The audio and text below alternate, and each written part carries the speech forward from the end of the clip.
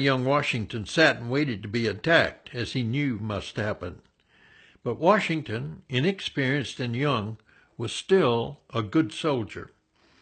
He'd been ordered to go to Great Meadows, establish camp, and await the arrival of Fry and the other forces and supplies.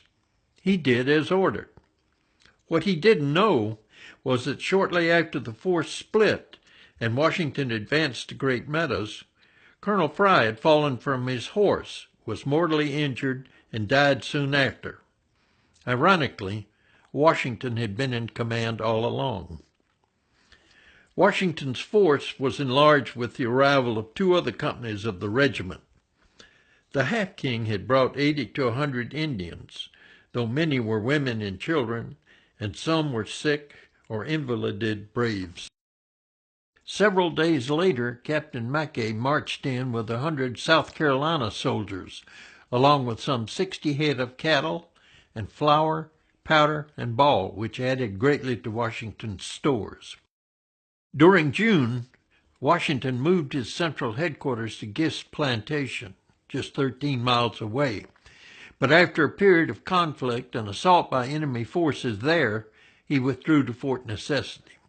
There, on July the 3rd, the French, some 400 strong, found them.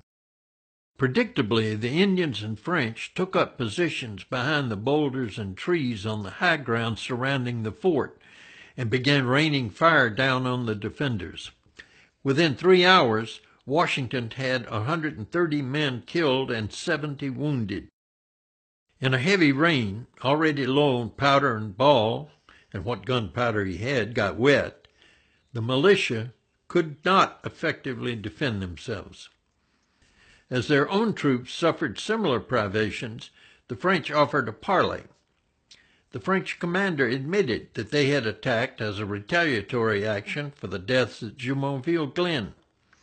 The French pointed out the facts to Washington. He was in a poor tactical position, his men in water up to their chests, low on food, medicine, shot, and powder, and with no hope for relief. The British could attempt to hold out, and the French would just continue potting away, killing their men, and under siege conditions, they would die of sickness and starvation. Or they could surrender, and the French would allow them to march out in proper military order with their colors and weapons, excepting, of course, the cannon swivel guns, only after signing a pledge not to build a fort or trading post on French soil for at least a year. Washington saw he had no choice. With the advice of Van Braam, who read the French's proposal and misinterpreted the language, the British commander signed it. The French kept their word about the release, but part of the deal was to return the French prisoners taken at Jumonville, and to ensure that 2 officers, Captains Van Braam and Stobo, were held by the French as hostages. Washington later learned that the document he signed had characterized his surrender as an admission of assassination in the killing of the Jumonville troops.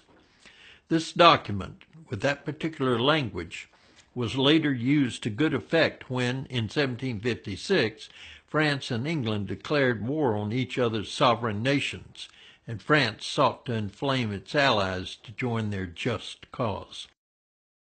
From necessity, Washington and his surviving troops returned back to Wills Creek and thus back to Williamsburg in a humiliating defeat. Governor Dinwiddie saw that militia forces were unequal to the task of stopping the French advance in the Ohio Valley. He appealed to King George II, who sent to Virginia Major General Edward Braddock and 2 regiments, the 48th and 44th Foot, from occupation duty in Ireland.